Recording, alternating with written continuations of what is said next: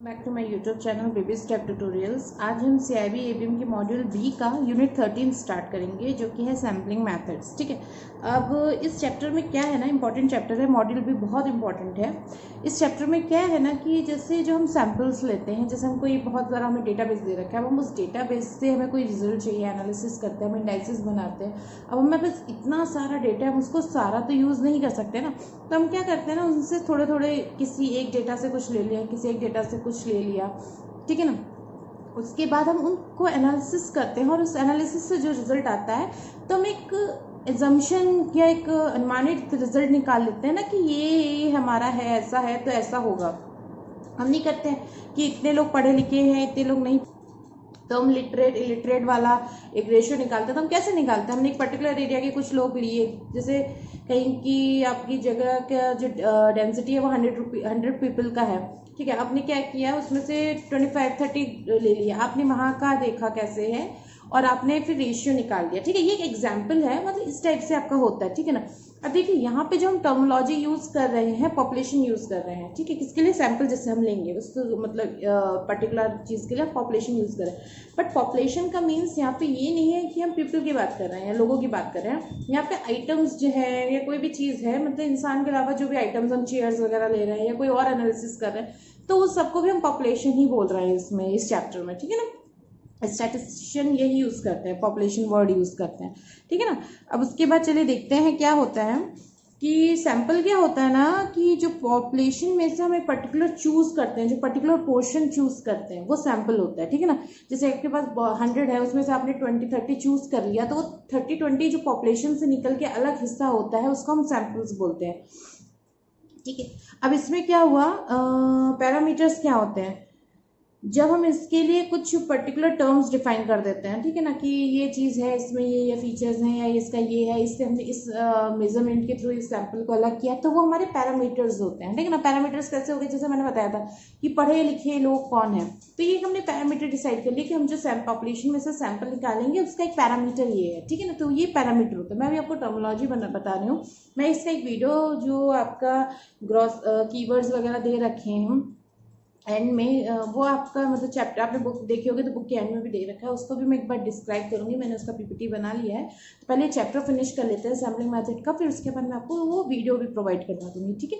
ठीक है, अब इसमें क्या है, देखिए ये हमने देख लिया था ना कि जो पैरामीटर्स किसे बोलते हैं, ये भी हमने चेक कर लिया। अब नेक्स्ट देखते हैं statistics as a characteristic of a sample.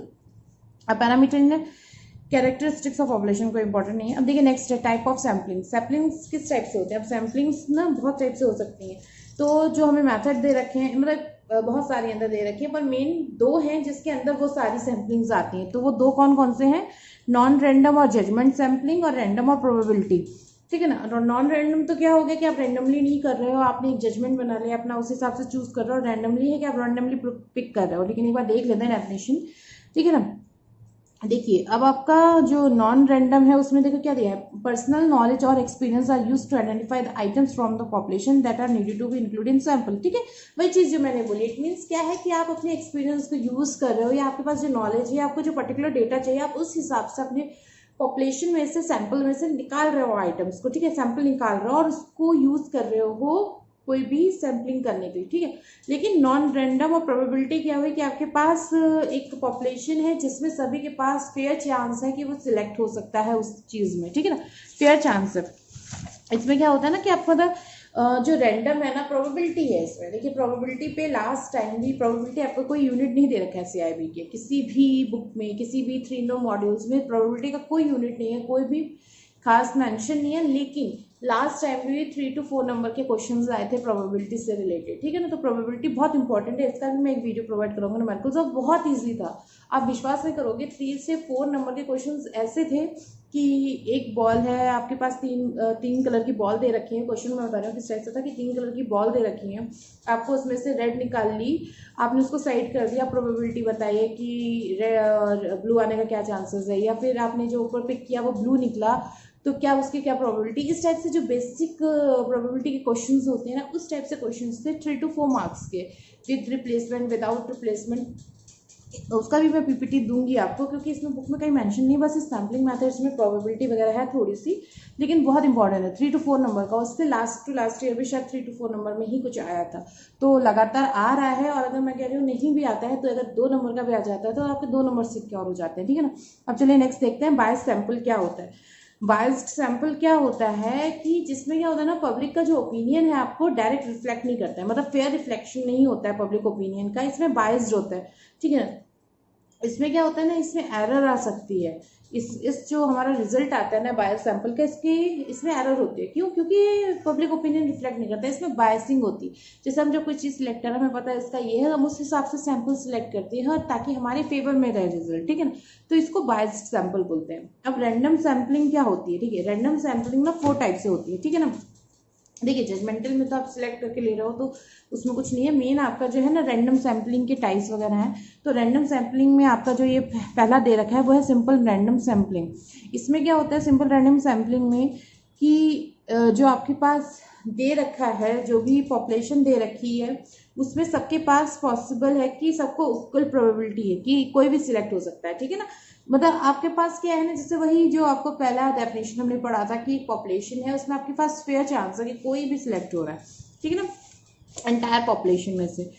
अब क्या हुआ, इसमें 2 टाइप होते हैं, sampling without replacement and sampling with replacement, ठीक है ना। सैम्पलिंग विदाउट रिप्लेसमेंट और सैम्पलिंग विद रिप्लेसमेंट, वही चीज मैंने बोली थी। देखिए यहाँ पे हम टर्मोलॉजी सैम्पलिंग यूज कर रहे हैं, पर एक तरीके से पूरी प्रोबेबिलिटी चल रही है, ठीक है ना।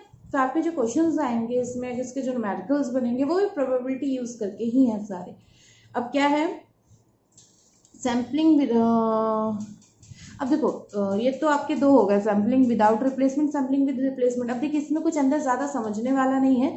सैम्पलिंग विदाउट रिप्लेसमेंट हो गया कि आपके पास जैसे जो दे रखा है, ठीक है ना, आप उसमें रिप्लेसमेंट नहीं कर रहे हो, ठीक है ना, मतलब वापस उसको नहीं अंदर डाल रहे हो, आपका जो आ गया ठीक है वो अलग हो गया, उसके बाद आप कर रहे हो। सैम्पलिंग विद रिप्लेसमेंट है कि ठीक है आप रिप्लेस कर रहे हो, बार बार डाल रहे हो अंदर, वो चीज़ सेम चीज़ दोबारा सिलेक्ट हो सकती है, ठीक है। जब लार्ज पॉपुलेशन होती है ना, तो हम इस चीज़ को यूज़ नहीं करते हैं, क्योंकि लार्ज पॉपुलेशन में आपका जो रिजल्ट आएगा वो सही नहीं आएगा इसके लिए, ठीक है ना। रैंडम सैम्पलिंग के लिए स्मॉल, जहाँ पे पॉपुलेशन होता है, स्मॉल सैंपल होता है, वहाँ पर हम इसका यूटिलाइजेशन करते हैं, ठीक।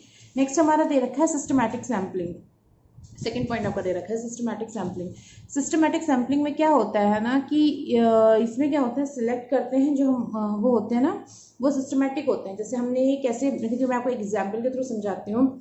आपने डिसाइड कर लिया कि कोई कॉलेज है या कोई भी चीज़ है, कोई आपके पास है पूरा, आप उसमें से 3rd या 5th नंबर का, मतलब 3rd नंबर के हर, जैसे 1 2 3 3rd चूज कर लिया, फिर 4 5 6 6 चूज कर लिया, ऐसे हर 3 नंबर के उसमें चूज कर रहे हो, या फिर इवन ऑड में चूज कर रहे हो कि मैं इवन चूज कर रही हूँ, जितने इवन नंबर के लोग खड़े हुए हैं मैं उनको चूज करूंगी, या फिर इस टाइप से, मतलब एक डिसाइड कर लेते, एक प्लेस आपने डिसाइड कर लिया कि मैं इस प्लेस पे चुनूंगी, कोई कॉलेज है या कोई मार्केट है, आपने कहा कि मैं इस मार्केट का इस पर्टिकुलर लोकेशन का लूंगी और इस नंबर के हिसाब से लूंगी, या इस वेंडर से लूंगी कि ये शॉप लूंगी, ये वाला शॉप छोड़ दूंगी।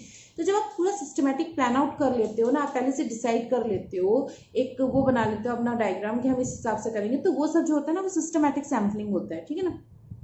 जैसे मैंने देखो एग्जाम्पल भी यहाँ लिखा हुआ है, we assign number from 00 to 99, begin to choose our sample by 10 by picking every 10th number beginning with 1 11 21 so on। ये मैंने बताया ना, मैंने 3 यूज कर लिया, इसमें ऐसे लिखा हुआ है, ठीक ना। अब इसमें क्या हुआ, सिस्टमेटिक सैम्पलिंग में एक जो एरर होता है, मतलब फॉल्ट होता है, वो क्या होता है, मान लीजिए जो मैंने जिससे बोला था कि 3 नंबर हर 3rd नंबर का चूज करें, तो 3rd 6 ये तो चूज होने के चांसेस है, पर कभी भी आपका फर्स्ट पर्सन जो है, या सेकंड या 5th 6th जो पर्सन है, 5th 4th है, वो नहीं चूज होगा। तो इसमें जो सिलेक्ट हो रहा है सिस्टमेटिक, वो तो सिलेक्ट होते जाएंगे लाइन से, बट कुछ पर्सन्स जो है या कुछ नंबर्स जो है उनका नंबर कभी नहीं आता, तो ये इसमें फॉल्ट होता है, ठीक है। बट ये क्या होता है, लो कॉस्ट होती है, इसमें लेस टाइम होता है, क्योंकि आपको पहले से पता है आपको पिक क्या करना है, कोई रैंडम नहीं है, ठीक है ना। तो ये चीज़ है, मैं आपको प्रोज और कॉन्स भी बताते चल रही हूँ जो भी आ रहा है, ठीक है। नेक्स्ट है आपका स्ट्रेटिफाइड सैम्पलिंग। स्ट्रेटिफाइड सैम्पलिंग में क्या होता है ना, ये भी इम्पोर्टेंट है, इसमें आप अपने जो पॉपुलेशन है उसको डिवाइड कर लेते हो, होमोजीनियस ग्रुप्स होते हैं। अब आपको पता है होमोजीनियस मीन्स क्या होता है, जिसमें जो फीचर्स है वो सेम हो। होमोजीनियस मीन्स समान, ठीक है, समान है सारी चीज़ें, आपका मैच करती है आपस में। तो हम इसमें आपका स्ट्रेटिफाइड सैम्पलिंग में क्या करते हैं ना, ग्रुप्स बना लेते हैं, होमोजेनियस ग्रुप्स बना लेते हैं, एक जैसे ग्रुप बना लेते हैं। जैसे मान लीजिए 10 से कम बच्चे एज है तो उसका हमने एक ग्रुप बना दिया। या फिर जैसे आप एक एग्जांपल अगर फलों में लें तो जूसी फल का अलग बना लिया, ड्राई फ्रूट्स का अलग बना लिया, इस टाइप से है। या आपके फलों के आपने टाइप, सर्दी वाले फल ये हैं इनको अलग कर लिया, गर्मी वाले फलों का अलग कर लिया। इस टाइप से मतलब एक होमोजीनियस ग्रुप्स बना लेते हैं जिसमें कोई कॉमन फीचर्स होता है जिसके बेसिस पे हमने ग्रुप्स बनाए होते हैं और इनको हम स्ट्रेटा कहते हैं। ठीक है ना, ये रखा हुआ है, ठीक है, स्ट्रेटा। अब इसमें क्या हुआ, इसमें हम क्या करते हैं, जो हमारे स्ट्रेटास होते हैं उनमें से हम पर्टिकुलर इक्वल नंबर के एलिमेंट्स चूज कर लेते हैं ईच स्ट्रेटास में से। ठीक है ना, जैसे हमारे पास 10 आ गए स्ट्रेटा, हमने 10 होमोजेनियस ग्रुप बना लिया। उस 10 होमोजेनियस ग्रुप्स में हमने डिसाइड किया हम 5 एलिमेंट्स चूज करेंगे। तो ठीक है ना, हम हर ग्रुप से, हर 10 स्ट्रेटास में से 5 एलिमेंट्स चूज करेंगे। ठीक है ना, तो ये एक टाइप से होता है। अब इसमें क्या होता है कि जहाँ पे बहुत बड़ी पॉपुलेशन होती है और वहाँ पे हम उसको इक्वली डिवाइड कर लेते हैं साइज ऑफ उसके हिसाब से, फैक्ट के हिसाब से। ठीक है ना, इंपॉर्टेंट है, अच्छा है। ठीक है, अब क्लस्टर सैम्पलिंग, क्लस्टर सैम्पलिंग में क्या होता है ना, हेट्रोजीनियस होते हैं। हेट्रोजीनियस कैसे, मैंने क्यों बोला, क्योंकि इसमें हम क्या करते हैं, हम क्लस्टर बना लेते हैं और उनको रैंडम सैम्पलिंग में यूज़ करते हैं, उसमें से चूज़ करते हैं। क्लस्टर कैसे हो गया, जैसे हमने कहा कि हम हर 10 मीटर की रेडियस पे एक, जैसे आपका कोई जियोग्राफिकल आप कुछ निकाल रहे हो, डेटा कर रहे हो, सैम्पलिंग कर रहे हो, तो आपने कहा कि हम हर 10 किलोमीटर के रेडियस पे एक क्लस्टर बनाएंगे और उस क्लस्टर मतलब क्लस्टर एक ग्रुप बनाएंगे और उस ग्रुप में से हम कुछ भी चूज करेंगे। देखिए वो ग्रुप क्या हो गया, ठीक है, डिस्टेंस आपकी मैच कर रही है पर वो हेट्रोजीनियस है। हेट्रोजीनियस मीन्स हो गया उसमें बड़े छोटे कोई भी एज के लोग हो सकते हैं, क्योंकि आपने केवल एक डिस्टेंस दी है, उस डिस्टेंस में हर टाइप की चीज़ आ सकती है, हेट्रोजीनियस हो गया। ठीक है ना, और इसको हम क्लस्टर बोलते हैं। जो एक हमने पर्टिकुलर ग्रुप बनाया उसको हम क्लस्टर बोलते हैं। ठीक है, अब कंपैरिजन दे रखा है स्ट्रेटिफाइड एंड क्लस्टर सैम्पलिंग में। देखिए क्लस्टर में क्या होता है, स्ट्रेटिफाइड क्या होता है, आपको डिफरेंसेस हमेशा पता होने चाहिए। ठीक है, अब स्ट्रेटिफाइड सैंपल में क्या होता है, स्मॉल वेरिएशन होता है खुद में, और जबकि क्लस्टर में ना वाइड वेरिएशन होता है। मैंने बताया ना स्मॉल वेरिएशन क्यों हुआ, कि बहुत कम फीचर्स ऐसे होंगे जो मिसमैच होंगे, होमोजीनियस ग्रुप है। पर क्लस्टर में क्या होना, किसी के कोई फीचर्स है, किसी का कोई फीचर है, वाइड वैरायटी होगी आपको उसमें। ठीक है ना, तो वो एक ये आपके कंपैरिजन में आ सकता है। अब देखिए क्लस्टर में क्या होता है, अपोजिट केस भी हो सकते हैं, और इसमें कि क्या होगा, सेम सिमिलर फीचर्स के लोग होते हैं। मैंने पहले ही बोल दिया था आपको जब समझाया था कंपैरिजन से पहले ही, कि हेट्रोजीनियस होता है क्लस्टर में और होमोजीनियस होता है आपका सैम्पल। ठीक है, अब देखिए सैम्पलिंग डिस्ट्रीब्यूशन कैसे होता है। देखिए ये भी बहुत इंपॉर्टेंट है कि सैम्पलिंग आप डिस्ट्रीब्यूशन कैसे कर रहे हो। ठीक है ना, मान लीजिए आपको देखो ABCD करके ये 4 1 5 का ग्रुप दे रखा है। ठीक है, इनकी सबकी हाइट्स आपको प्रोवाइड करा रखी हैं। अब आप कैसे सैम्पलिंग का डिस्ट्रीब्यूशन करोगे, हमने कहा कि मान लीजिए कि आप हम ऐसे ले रहे हैं ना कि 3 सैम्पल साइज हमें लेने, तो हमारे कैसे बनेंगे, एक हमारा ABC करके बन जाएगा, एक हमारा BCD करके बन जाएगा। इस टाइप से हमारे काफ़ी सारे बन जाएंगे ना, और हम मतलब ईच जस्ट सिलेक्ट करते हैं तो हमें 10 डिफरेंट टाइप के सैम्पल्स बनेंगे। ठीक है ना, अब हम इनको क्या करेंगे ना, देखिए अब हमारा जो मेन काम है ना, जब हम सैम्पलिंग करेंगे तो हमारे 2-4 पॉइंट्स जो है ना वो मेन चलेंगे, कि हमारा मीन क्या है, स्टैंडर्ड एरर क्या है, स्टैंडर्ड डेविएशन क्या है।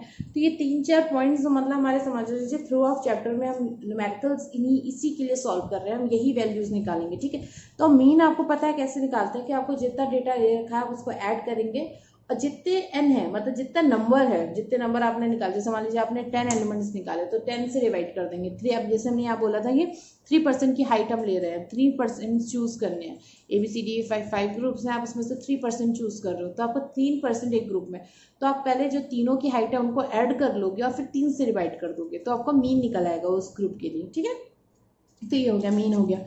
ठीक है, अब इसमें क्या हुआ,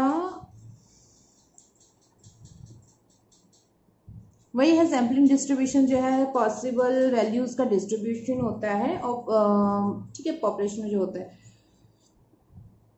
अब देखो स्टैंडर्ड डेविएशन जो होता है ना, डिस्ट्रीब्यूशन ऑफ सैम्पल मीन को हम उसको standard error of the mean भी कहते हैं। ठीक है, ये एक है, ये तो इंपॉर्टेंट नहीं है, तो इस पर फोकस करने की बात नहीं है। अब देखिए सैम्पलिंग डिस्ट्रीब्यूशन का जो हमें फॉर्मूला दे रखा है वो हम देखेंगे, क्या दे रखा है, नॉर्मल पॉपुलेशन है अगर, उसके लिए है sigma x divided equal to sigma upon √n। अब √n क्या है, आपकी पॉपुलेशन है, स्टैंडर्ड डेविएशन है ये। ठीक है, ये स्टैंडर्ड डेविएशन का फॉर्मूला, ये इसको स्टैंडर्ड डेविएशन बोलते हैं, और ये है आपकी पॉपुलेशन स्टैंडर्ड डेविएशन की। ठीक है ना, इसका हम एग्जाम्पल करेंगे। देखिए आप फॉर्मूला याद कर लो, हम इसके भी एग्जाम्पल करेंगे तो आपको क्लियर हो जाएगा। ठीक है, देखिए mu x is equal to mu क्या है, मीन है आपका, उसमें पॉपुलेशन मीन है। ठीक है, अब देखिए कि ये फॉर्मूला दिया गया है z is equal to 1/μx is x bar minus mu. ठीक है, ये तीन जो मैंने रेड पेन से मार्क किए हैं आपके, ये तीन बहुत इंपॉर्टेंट है, रट लीजिए। देखिए अभी इसमें मैं कुछ नहीं समझा सकती, ये तो फॉर्मूलाज हैं, आपको एकदम याद कर लेने। अभी जब हम इसके न्यूमेरिकल्स करेंगे ना तो आपको सब एक एक पॉइंट क्लियर होता जाएगा, और इसमें बहुत सारे न्यूमेरिकल्स हैं। तो एक दो तो मैंने एग्जाम्पल में यहाँ ले लिए हैं, बाकी मैं इसकी पीपीटीज या वीडियोज बना के आपको अलग से प्रोवाइड कराऊंगी। ठीक है, देखिए एक आपको standard error of the mean का फॉर्मूला दे रखा है इन्फिनाइट पॉपुलेशन के लिए, सिग्मा डिवाइडेड बाय √n। ठीक है ना, अब हम देखिए देखते हैं क्वेश्चन, एक एग्जाम्पल ले रखा है। A bank calculates that its individual saving account are normally distributed with a mean of ₹2000 and a standard deviation of ₹600। ठीक है, आपको मीन दे रखा है 2000 और स्टैंडर्ड डेविएशन दे रखा है 600। ठीक है, if the bank takes a random sample of 10 accounts, what is the probability that the sample mean will be between 1900 rupees and 250 rupees. ठीक है, अब आपको क्या हुआ, आपको एक बैंक ने अपना दे दिया कि आपके पास इतना मीन है अकाउंट्स में और इतना आपको स्टैंडर्ड डेविएशन दे रखा है, आपको इंडिविजुअल अकाउंट में डिस्ट्रीब्यूशन कैलकुलेट करना है। ठीक है ना, और आपको 10 अकाउंट्स का रैंडम सैंपल दिया हुआ, तो आपको भी ये बताना है कि कितना है सैंपल, प्रोबेबिलिटी कितनी की इसके बीच में रहेगा। देखो standard error of the mean का हमने फॉर्मूला क्या बताया था, देखो पहले एक बार देख लेते हैं बैक करके। Standard error of the mean का फॉर्मूला हमने ये निकाला था ना, सिग्मा डिवाइडेड बाय n बार। ठीक है ना, देखिए जो इसका फॉर्मूला था ये वही है ना, स्टैंडर्ड पॉपुलेशन का जो फॉर्मूला था सेम है। देखिए वही चीज़ है ना। अब देखिए यहाँ पुट करेंगे, आपको स्टैंडर्ड डेविएशन कितना दे रखा था, 600 दे रखा था। ठीक है ना, पॉपुलेशन का जो स्टैंडर्ड डेविएशन है वही तो नोट करना है ना, यहाँ पे सिग्मा एक्स बार आपका निकालना है, आपको सिग्मा दे रखा है। ठीक है, अपॉन डिवाइडेड बाय एन आपको कितना दे रखा है, 10 सॉरी ये 100 दे रखा है, इसको 100 है। ठीक है ना, ये 100 है, अब 100 दे रखा है। अब आप देखिए 100 का √100 आप निकालोगे तो आपका 10 निकल आया ना। ठीक है ना, 10 × 10। ठीक है, तो आपका 100 का 10 निकल आया, तो आपका कितना हो गया, 60 हो गया। ये आपकी वैल्यू एक आ गई। ठीक है, हमारा क्या निकल आया, सिग्मा एक्स निकल आया। ठीक है ना, अब हम क्या करेंगे, यूजिंग दिस इक्वेशन। अब हमें देखो यहाँ पे हमें एक इक्वेशन दी हुई थी, अगर आप गौर से देखें, ये आपको दे रखी थी, z is equal to sigma x is equal to x bar minus mu. Mu आपको क्या दे रखा था, मीन है। ठीक है, म्यू जो है वो आपका मीन है। तो एक्स बार की वैल्यू आपको कितनी दे रखी है, आपको पहले से दे रखी है 1900। ठीक है, पहले जो हम देख रहे हैं, जब हम एक्स बार के लिए 1900 के लिए निकालेंगे, एक्स बार को 1900 के लिए निकालेंगे, तो एक्स बार हमने रखा 1900 माइनस मीन की वैल्यू आपको कितनी दे रखी थी, ये आपका मीन है। ठीक है, तो 2000 दे रखी है, तो 1900 minus 2000 divided by sigma x हमने निकाला था अभी थोड़ी देर पहले ही, 60 है। ठीक है, ये देखिए 60, तो हमने ये यहाँ पुट कर दिया। जब आप इसको सॉल्व करोगे आपको ये मिलेगा, माइनस को हम इग्नोर कर देते हैं। ठीक है, अब देखो आपने इसी चीज को 250 के लिए भी निकाला, 250 माइनस 2060 पॉजिटिव में वैल्यू आई 0.83। ठीक है, अब देखिए हमारे पास इसमें प्रोबेबिलिटी की एक टेबल दे रखी होती है आपको मेन। अगर देखिए अगर याद करने की जरूरत नहीं होती, अगर पेपर में ऐसा कोई क्वेश्चन आएगा तो आपको उसकी वैल्यूज दे रखी होंगी वहाँ 5-6 करके टेबल से करके, या कुछ ऐसा हिंट होगा। ठीक है, तो अगर आपकी z इतनी है तो आपका ये वैल्यू आएगी और इतना रहेगा। इन दोनों को जब हम प्लस कर लेंगे, देखिए दो वैल्यूज आई ना हमारे पास। ठीक है, मैंने कहा था माइनस को इग्नोर कर देंगे, तो इन दोनों को प्लस करने पे ये वैल्यू आई, तो टोटल प्रोबेबिलिटी जो बन रही है ना इसके बीच में लाई कर रही है। ठीक है ना, ये 0.7492 के बीच में लाई कर रही है, दोनों के बीच की। ठीक है, ये एक हमारा निकल के आया। इसी टाइप के न्यूमेरिकल्स आपके आते हैं। इसमें देखिए दोनों फॉर्मुलाज लग गया, आपको समझ में आ रहा है ना फॉर्मूला कैसे यूज कर रहे हैं प्रोबेबिलिटी निकालने के लिए। अब देखिए एक हमें थ्योरम दे रखी है, सेंट्रल लिमिट थ्योरम दे रखी है।